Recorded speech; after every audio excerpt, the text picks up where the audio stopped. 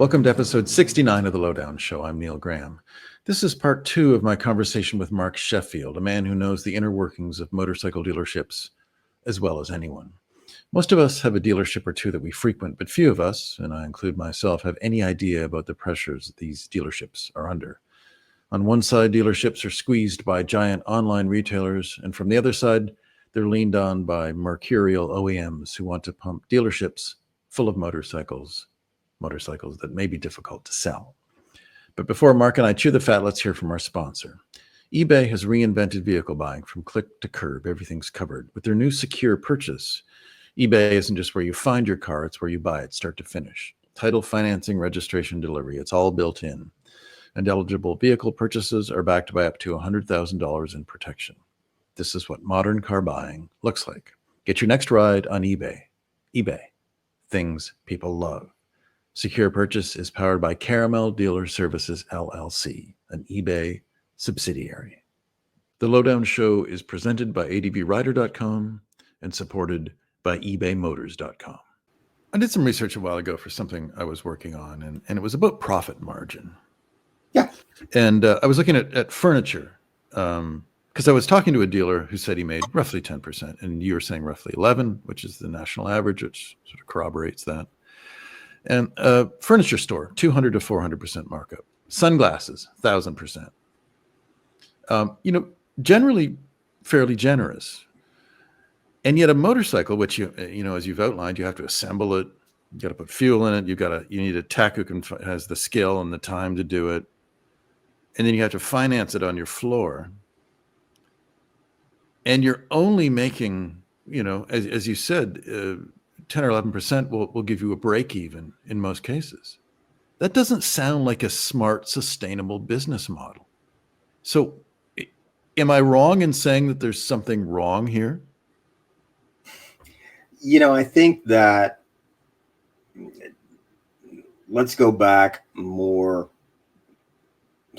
to prior to the recession of 2009, which was a tough time in the industry, and we probably lost half of our rooftops in the industry in the 2008 to 2009 recession. But, rooftops meaning dealerships? Yeah, they went out of business or they were consolidated. You had 3 dealers in a area and they moved under one roof, and so not everybody went away, but we lost somewhere around 6,000 rooftops at that point in time across the country. It was probably the biggest shakeup that's ever happened in the power sports industry. But for a long time, a lot of the people who owned and ran motorcycle dealerships were enthusiasts.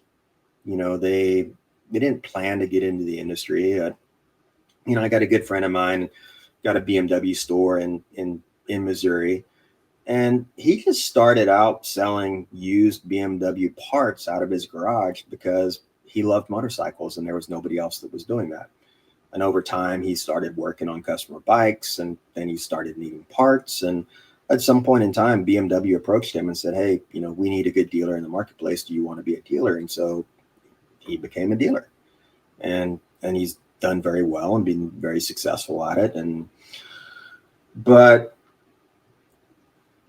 the profit margin for the operational piece of the business has historically been pretty low. I mean, the profit, the sad thing is for most dealers is that their service department, even at $150 an hour, loses money.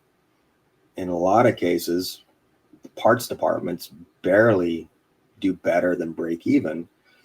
And so where is the business case? Well, for a lot of these closely held businesses, they are financially, they're an extension of the person, the individual, the owners, their personal tax situation. And so, if you think about you as an individual, you pay your taxes at the end of the year. That business just becomes an extension of that, and these individuals are paying taxes based on that business as well at the 35 or 38% rate or whatever we pay. But the business case for the dealer is, one, I'm getting a good salary out of the business. I'm making a decent wage doing something that I really like doing, that I enjoy. And best case scenario, the individual owner also owns the property and the building the business is in. Right. And so at some point down the road, when they go to retire or they go to sell, they've either got this property in this building that they can sell for a nice return, or they can rent it out to the next owner. And now they've got an income stream going into retirement. Prior to, if you go back to just 2019, prior to the pandemic, had the pandemic not happened between 2020 and 2022, this country probably would have lost a lot more motorcycle dealers, because ultimately the profit margins for dealers had dropped down to less than 3% on average. So if you're a dealer, for every $1,000 in retail business that you do, you're keeping 3% of that. It's not a lot of money, because on that 3% that you take to the bottom line, you still got to recognize that on your personal taxes. You still got to pay 30, 35, 40% of that in taxes. Right. And, so it's a very fine line between making money and losing money. And that number had been really compressed coming into the pandemic. And then the pandemic was like somebody just kind of came through and cleaned the blackboard, and everybody got rid of all their old inventory, made good money on it. And we had the opportunity to start fresh. It really was, it saved the industry from going through a very painful period of time. Which it's now going through now. It is, because for a couple of reasons. One is that as an industry, a lot of new consumers were exposed to our industry during the pandemic. You had the government printing money and giving it to people. You had, the power sports industry was perfect for social distancing. It's what we were built for. It's what we're made for. You can go out and do things by yourself or have your family, in a 4-seat UTV. We were perfect for that. It was a windfall period for power sports dealers. But we made, as an industry, I'm not just talking about dealers, I'm talking about dealers and manufacturers. We made a lot of mistakes. And we made, what I like to say is, we took a lot of first-time buyers and made them last-time buyers. The consumer came in, bought their first motorcycle. The experience in the dealership wasn't very good. It was kind of like, here's the price, take it or leave it, because there's going to be somebody else coming in tomorrow that's going to pay retail for it. So in a lot of cases, dealers were charging, above and over MSRP for in-demand vehicles, and sometimes for not even in-demand vehicles. And a lot of those consumers, took on a loan that they really didn't have the ability to pay once they weren't getting all the free money from the government.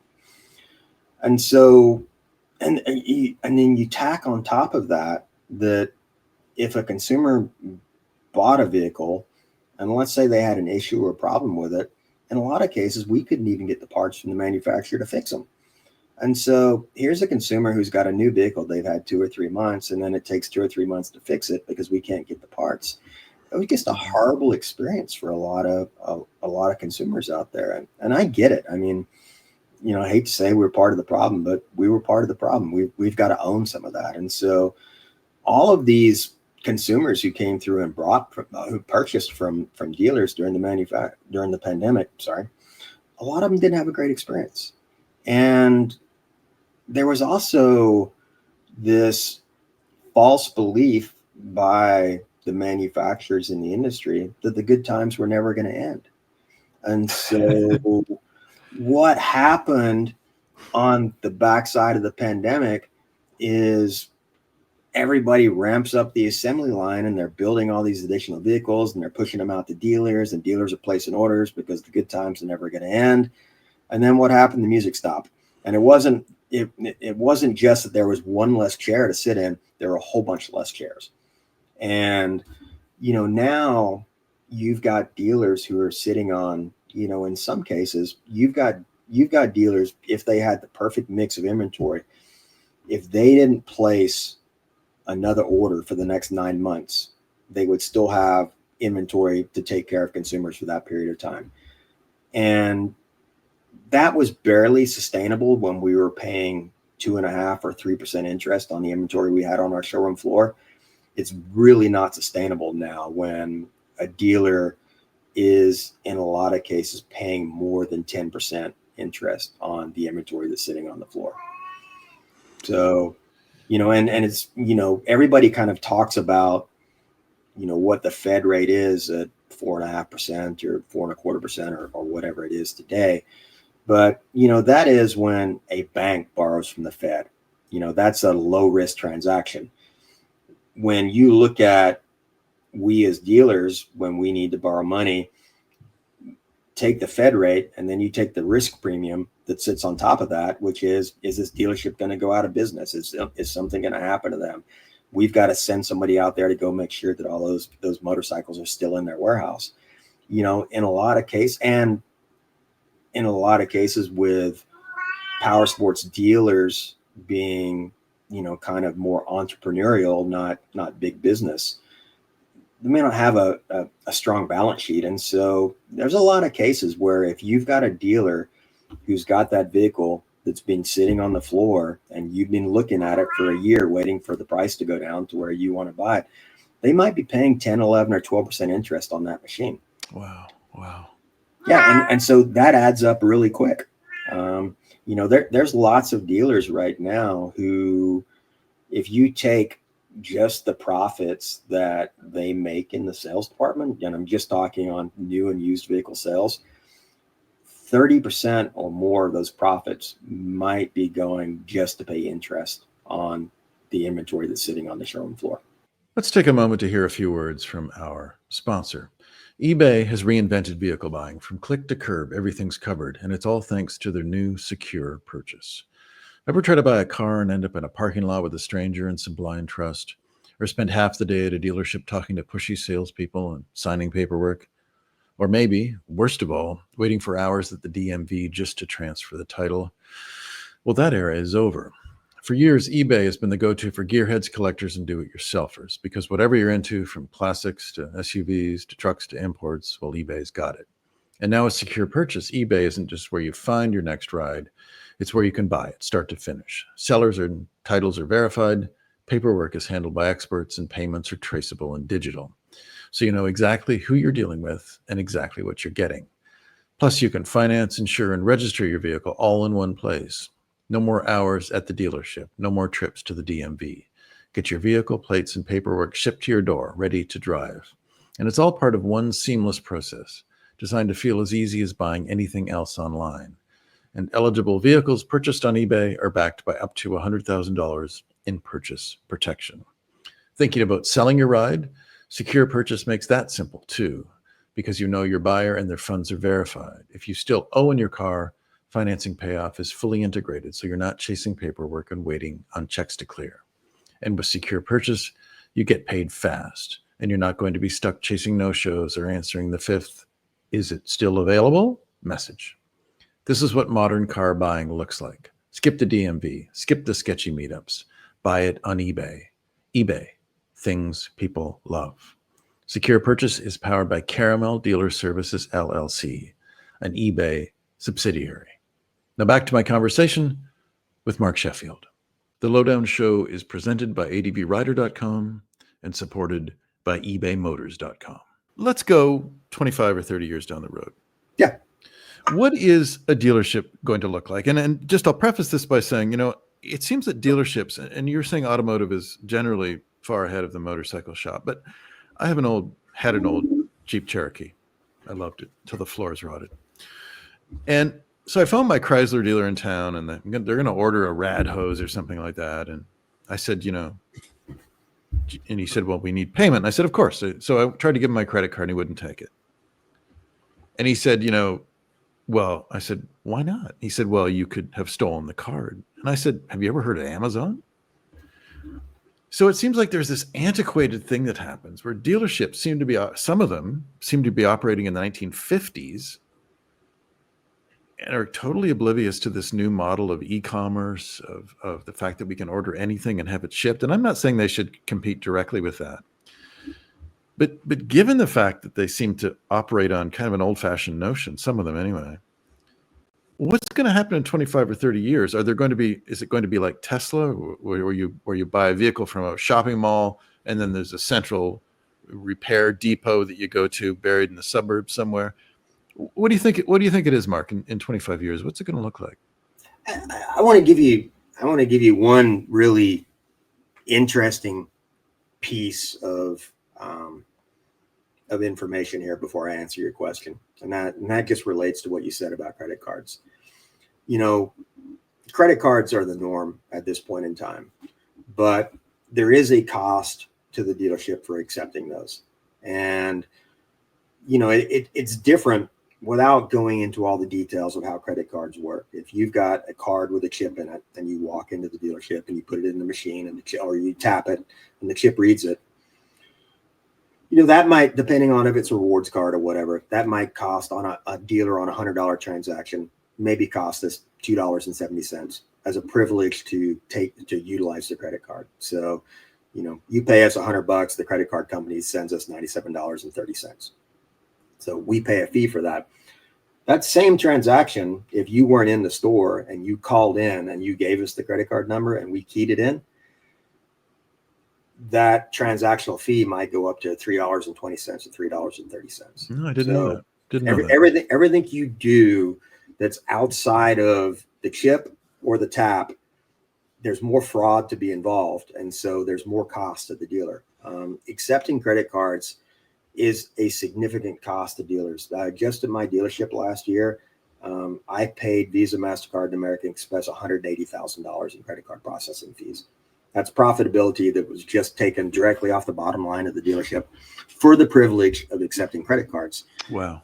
And we as a dealer accept all the risk. If you as a customer came into my store and you bought a $1,000 jacket and you took your credit card and you tapped it on the thing, and I as a dealer took a photocopy of your driver's license and a photocopy of your ID. And then we went outside and I had my marketing photographer came out there and took your picture, you standing next to me, holding up your driver's license in front of your car with the driver's license, with the license plate on there. Right. I had all of this. I got a signed document from you saying, I am who I am. It was notarized by a professional notary. You go home and you call Visa or MasterCard and say, I didn't make that transaction. The first thing that they do is they charge us back that $1,000. And then we have to prove that you actually came into the dealership and you made that transaction. And I send them all of those documents that I just told you, copy of your driver's license, copy of your ID, picture of you standing out there, high definition, 40 megapixel picture with all your gray hair showing up in that. Thanks for that. I got it too. The industry gave it to me. I sent that to Visa or MasterCard. I'm probably not going to win the debate on that transaction. I'm probably going to eat that $1,000. So, and we as a country are 20 to 30 years behind the rest of the planet on how credit cards are handled. And there are, you go to Canada, you go to Mexico, you know, they have things where when you make a transaction with the card, you get a text message on your phone that says, hey, did you want to authorize this transaction? And you say, yes, I did. And at that point in time, now the responsibility for any fraud is moved on to the consumer and the bank. It's taken away from the business. But we as businesses here in this country absorb all of those risks. And so credit cards are very problematic. And until we have some reforms that happen, that's not going away. Now, you bring up Amazon or PayPal. there's a lot of other things that they do in the background that help them to determine if a transaction is legitimate or is not legitimate. And they also just do a lot more volume. So, they have the ability to identify fraud a lot quicker and to get away from that. So, but kind of a side discussion for another day. Where's interesting. Yeah. So the future, what's the future? Yeah. Where's the industry going? I mean, I'm still long on the industry. Kind of go back to where we started talking about franchise protections. Those franchise protections were put in place 100 years ago. You go back to the 1940s, the 1950s. Sorry. There were 100 automotive manufacturers in the country, something like that, who were making cars, making trucks, making vehicles, and selling them to consumers. And when consumers had a problem with that vehicle, a lot of cases the manufacturer wasn't there to take care of it. And so I think that a lot of the franchise protections that exist right now were born out of that, when states were really there to protect their citizens, and states said, essentially, if you're going to be able to sell vehicles in this state, then you need to have a service center that can work on them, that can fix them, that can do warranty work, that can do parts and all of that. And I think that's where everything started to evolve. And then the franchise protections got expanded a little bit as these dealer associations, formed. And then at some point in time, depending on the state, in Texas, there has to be 15 miles of distance between two dealers. Now, there's some other restrictions in there as well, but a manufacturer can't come in 3 miles down the road and set up another dealership. And so,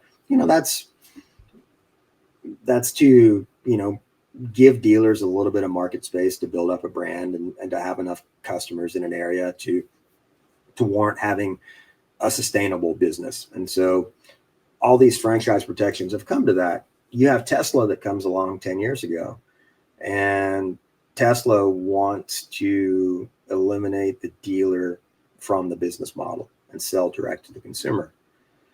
They have been able to do that in most states, but not all.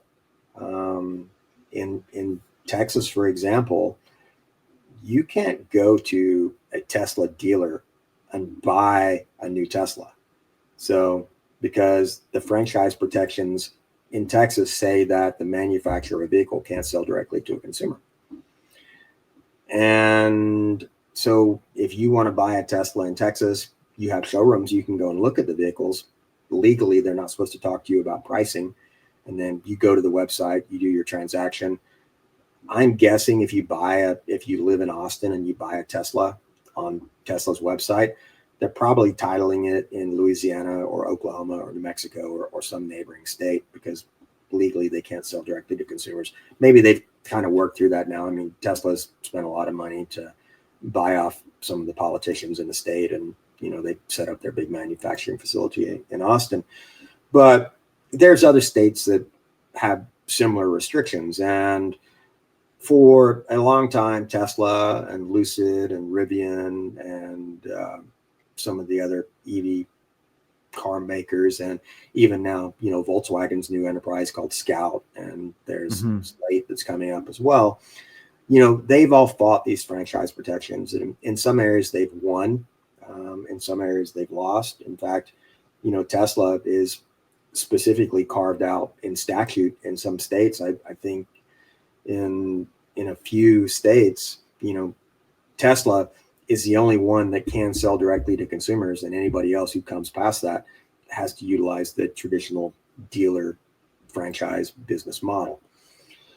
So what is going on right now is it's kind of a stalemate between the EV manufacturers on how to proceed. And so they've really, at this point in time, have quit spending money trying to change state law.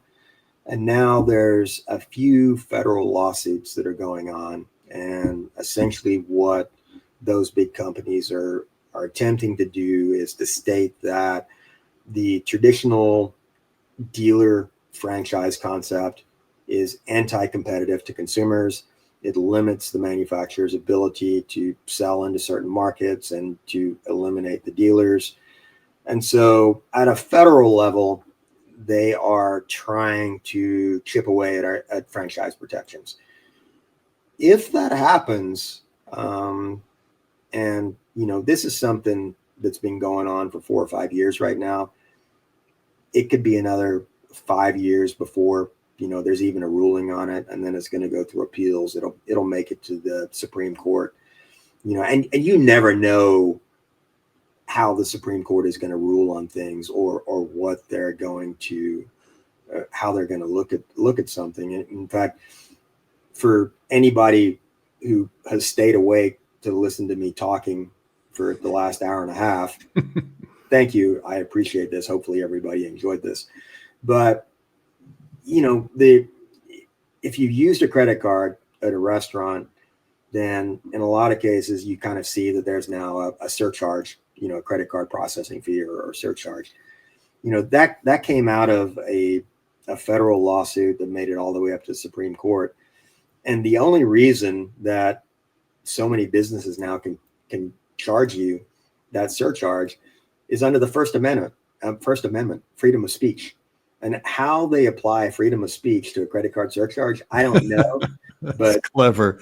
Yeah, they were able to do that. And so now, it's expensive for dealers to take credit cards. And so a lot of them now, and a lot of businesses overall are charging credit card surcharges because legally they can at this point in time.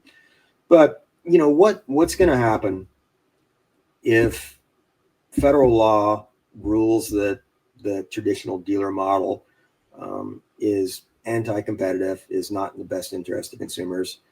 Then portions of franchise protections will go away. At what level dealers still exist after that? It's a big unknown. I think that, you said earlier that, you'd heard dealers were making 10 points, 10% margin on vehicles. Nationally, it's a little bit higher than that, but not much. It's probably 11 or 12. But the reality is that the dealers are a buffer for the manufacturers. We do a lot of the things that the manufacturers don't want to do or are not good at doing. The dirty work, right? Yeah, and I'll give you a great example is that, many times as the GM of a large power sports store, I had customers that came in that were really, really upset. And I'll own it. Sometimes our team worked incredibly hard to make a bad situation worse. Not perfect by a long shot. Dropped the ball, took too long to get it into service, didn't order the right part, troubleshot something incorrectly, didn't communicate. Customers in service want 3 things. They want it fixed right, they want it fixed fast, and they want to be communicated with. And if a dealer can do all 3 of those things, 1, they're an anomaly in the industry.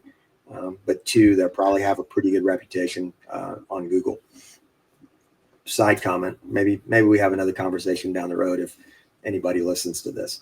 But the reality is that, or what I was going to say is that I had many customers that came to me that said, I tried to get my vehicle fixed in your service department. You guys have screwed up. It's been 2 months. I want to talk to the manufacturer. I'm ticked off. I'm not happy. This is not good. We got to get this taken care of. And I would begrudgingly give the consumer that phone number. And I always gave one disclaimer. I said, I understand that you're upset. You got a right to be. We really screwed up on this deal, and I'll do what I can to fix it. But just know that when you call the manufacturer's 1-800 number, when you're done with that phone call, you're going to be significantly more upset when you're done with that call than when you started. And the point being, they're going to be dissatisfied with what they hear. Yeah, and it's just, and it's what I said earlier, the manufacturers are kind of in a bind at this point in time that they can't do goodwill for customers, because to do it for one means you got to do it for all. Right. And in a lot of cases, a lot of the issues, not a lot, but, some of the issues that customers have were created by the dealer. And so it's our responsibility to fix some of those problems. It's not the manufacturers. It's not the customers. We just made them worse. And so, we are that buffer for the manufacturer. But if the manufacturers were to take on the sales role, and you were able to go to manufacturer X's website and order your new motorcycle and either pick it up locally or have it shipped to your door, the manufacturer is going to have to set up a sales team. They're going to have staffing to deal with service and parts issues. There's going to be a cost to them for doing that. And so that 10% or 11% that the dealer adds to the transactional cost, does the manufacturer gain all of that back when the manufacturer starts selling direct to consumer? And the answer is no, because they're going to have a sales team and sales programs and all those things. The amount that the manufacturer picks up by going direct to consumer is probably pretty small, and probably very low single digits what it would actually save a consumer if they could buy direct from the manufacturer. There's the other benefit that dealers give to the manufacturer, and it's that story I told you about the brand that I wasn't willing to divulge, that they had a whole slew of their machines were not very profitable. The problem with that set of machines is that they were the ones that used tooling that was paid for 5 years ago. And so all the research and development was sunk into those. Those vehicles were the most profitable for that manufacturer. The new cool stuff that everybody wanted, that's the stuff that's got the high-end computers in it. It just had, all the testers were out on the track making those machines. That's the lowest profitability that any vehicles that manufacturer makes are on the newest, coolest stuff. And so if a manufacturer tries to go direct to consumer, then the only products that they're going to sell are probably going to be the ones that are in high demand. They're not going to be the high profitability, the older products that they've sold. And so what does that do to a manufacturer's volume? They're not selling as many machines. Wall Street looks at it and goes, hey, you guys did $3 billion in business last year, and this year you're only going to do $2.5 billion. What are you doing wrong? We dealers buffer a lot of that out for the manufacturers. So I just think that there's a lot that we dealers do that the manufacturers don't want to do or would not be good at doing. And if you read any of my stuff on LinkedIn, I'm having this fight now with Chase Credit Cards and Assurant, the company that offers their purchase protection when you buy something on a credit card. If you have a problem with it, they have this purchase protection that they're supposed to take care of it for 90 days or whatever if you have any problems. I've been trying for 2 months to file a claim through them, and it's been a nightmare. So you think about very technical products that consumers are utilizing in oftentimes extreme terrain. You're adventure rider, you've got customers who are taking vehicles and taking them off road and putting them into extreme use. It's not like an automobile. It's not like, when somebody goes and buys a new Toyota Civic or Honda Accord or whatever, 99% of the consumers are going to use them on the road. They're going to treat them right. They're going to take care of them, maintain them. In a lot of cases, if something breaks on that particular vehicle, it broke because it truly was a manufacturer's defect. When you think about motorcycles that are used in extreme terrain and a customer dumps it and hits the cylinder head on a BMW on a rock, and now all of a sudden the cylinder head cover is leaking. Is that a manufacturer's defect, or is that a customer abuse who's going to pay for that repair? And so we as dealers kind of buffer all that right now. We're the ones who are inspecting the machine, presenting the case to the manufacturer and saying, here's what we see, here's what we think. What do you ultimately want to do? And then we either come back to the customer and say, yeah, it's covered under warranty, or no, it's not. It's going to cost you $800 to fix it. We're the bad guys. And, I think it's important for consumers to understand that a lot of times your dealer is in the middle between you as the consumer and the manufacturer. I've told my service writers, if a customer comes in and they got a bike they bought last week and it's got a flat tire and it's got a nail that's sticking through the tire and the customer thinks it should be warranty, take a picture of it and submit it to the manufacturer and say, hey, the customer thinks it should be warranty. What do you want us to do? And the manufacturer is going to go, are you stupid? It's got a nail in it. It's not covered under warranty. But we then go back to the customer and said, hey, we took a swipe at it. We tried to get it done for you under warranty. And unfortunately, no, it's not. How do you want to pay for a new tire? So kind of going off on a tangent here about your original question. Sorry about that. But, so I think that this federal law this federal lawsuit that's happening, is going to have, I'm going to give her some more treats because she's getting loud again. Is gonna have some impact on what the dealer of the future looks like. But I think that there's no way that dealers aren't involved at some level, at some point going down the road. You look at prior to the pandemic, you look at the automotive industry. I mean, the profitability on automobiles was Ford, Chevy, all the domestic stuff was close to zero.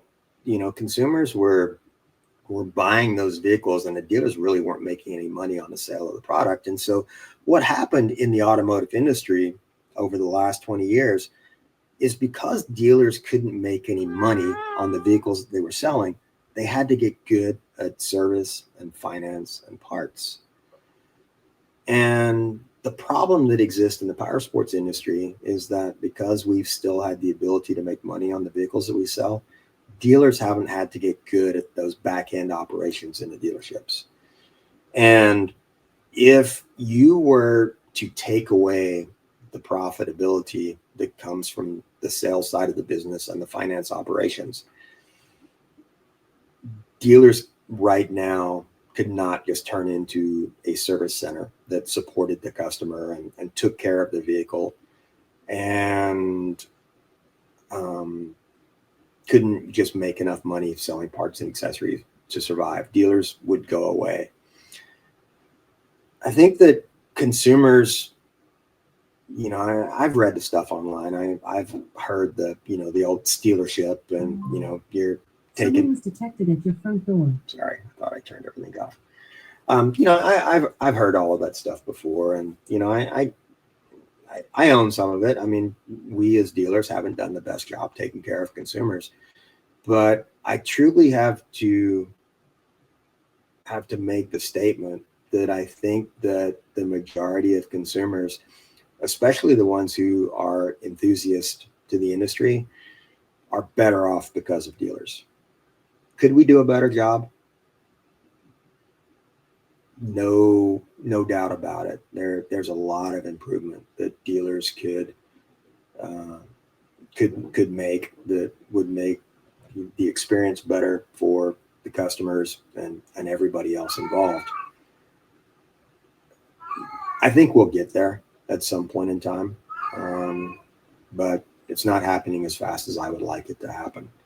But do I think dealers are going away? No. I think we'll still be there 25 years from now. What part we play in the sales process could be very different. I mean, 3 years ago, everyone was talking about EV, and now we're talking about going back to gasoline and dead dinosaurs again. So, I think that in the end, if the manufacturers try to take away, our ability to sell new vehicles to consumers, then the manufacturers also have to figure out how they're going to take care of consumers on the parts and the service side. And I just don't think that they have the ability to do that. And I'll give you one other horror story. 2 months ago in San Antonio, I rented a Hertz car. And if you rent cars all the time, there's now a couple of lanes. You can pull up to one lane and they give you a receipt, or you pull up to another lane and you leave your keys in the car and they say, we'll send you a receipt. I did the second option, left my keys in that car. They lost my car for 3 weeks. Every day I got billed $180 by Hertz for a car that I had not turned in. Oh boy. And you don't want to know how hard it is to get a hold of a human at Hertz that can do anything. You know, when you call that number and you start hearing like, you know, a bunch of ticking noises and then like a phone ring, you're like, ring, ring. You're like, this is not going to be good, because you're not speaking to somebody who has access to or the ability to fix problems. All they can do is send an email or send a text message to somebody else. And I fought Hertz. I had more than 10 hours of my time into getting them to acknowledge that they had a car that I had turned in, and then to getting a refund on my credit card for 3 weeks worth of money that they had billed me. And they didn't compensate me at all for my 10 hours of time that I had into trying to fix that problem. So you, as a consumer, do you want to be in a situation where you bought a machine that, you know, is got a lot of technology in it, has got a lot of complexity, and you have a problem with it, and you can't walk into a business and look somebody in the eye and say, here's what's going on, can you help me? If the only thing that you can do is go to a manufacturer's website and hit the chat button, or send them an email, or leave a voicemail message and hear back from somebody in 3 days, it's not a world that I want to live in. You know, I like buying stuff on Amazon, but I had to go buy a new dryer the other day. I went to the store and I looked at it and I bought it and I put it in my truck myself. And me and my wife somehow got it up the stairs in our house. It wasn't pretty, but we did it. But, you know, I don't mind buying groceries online, but everything else I want to go look and see and feel and touch. And I, as a consumer, I will pay more for something if I have a good experience.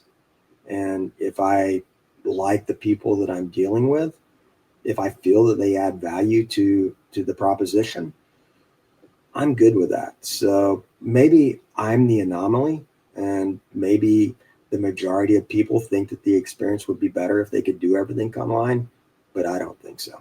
Let's ease out of it with a few words from our sponsor. eBay has reinvented vehicle buying. From click to curb, everything's covered. Ever try to buy a car online and end up in a parking lot with a stranger and some blind trust? Well, that era is over. Now with secure purchase, eBay isn't just where you find your car, it's where you buy it, start to finish. Title, financing, registration, delivery. It's all built in. This is the modern way to buy your next ride on eBay. eBay, things people love. Secure purchase is powered by Caramel Dealer Services, LLC, an eBay subsidiary. One last thing. Thank you for listening to The Lowdown Show.